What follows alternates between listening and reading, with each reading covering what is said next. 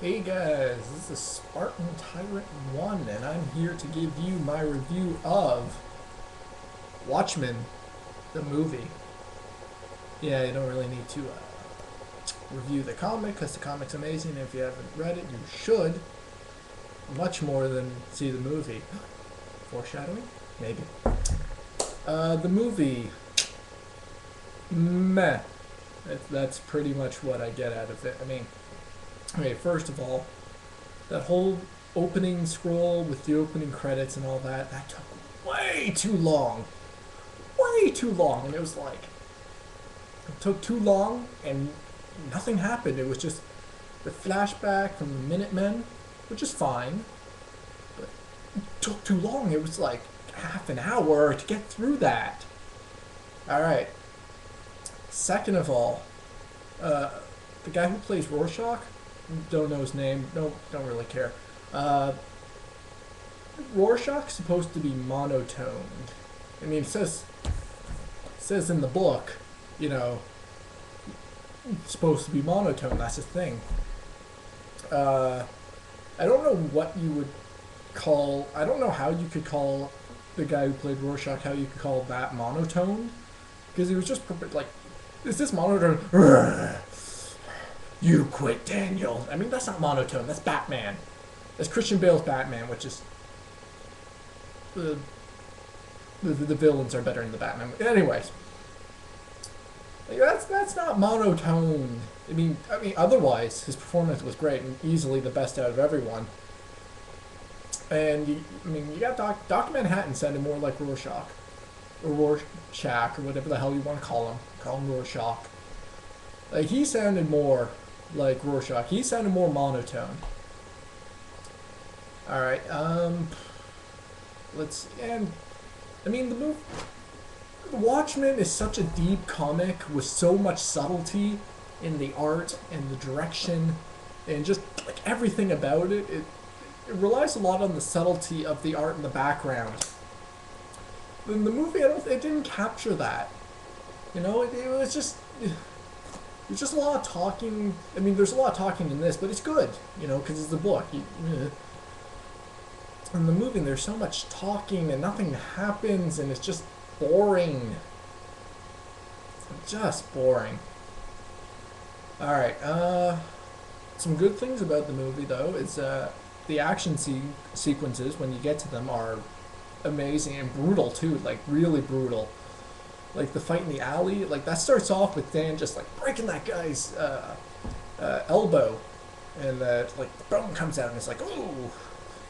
It comes out of nowhere, too, the brutality of the movie when it happens. One time in the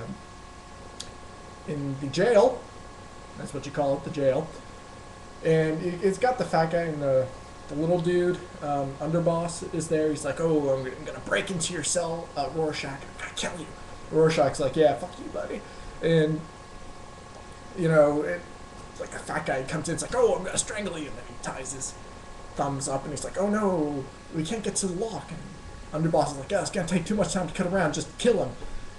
And so the guy, in the book, they just slice his throat, which is, still brutal, but it's like, oh, okay. Uh, but in the movie, the guy takes the chain that like, it cuts the guy's arms off, and it's like, whoa! It's like, holy crap. So the action sequences were really good. Uh, Janie, still a bitch. I hate that character. So whoever the lady who played her, she did a good job. The ending, they changed that. Rob Schneider. No, he's not the director. Whoever the director was, changed the ending. There's no giant squid, which is odd. But the ending that they did replace it with, I'm not going to spoil it, actually kind of makes the end result make more sense than the giant squid did. So that was okay. All right, back on negatives, I guess.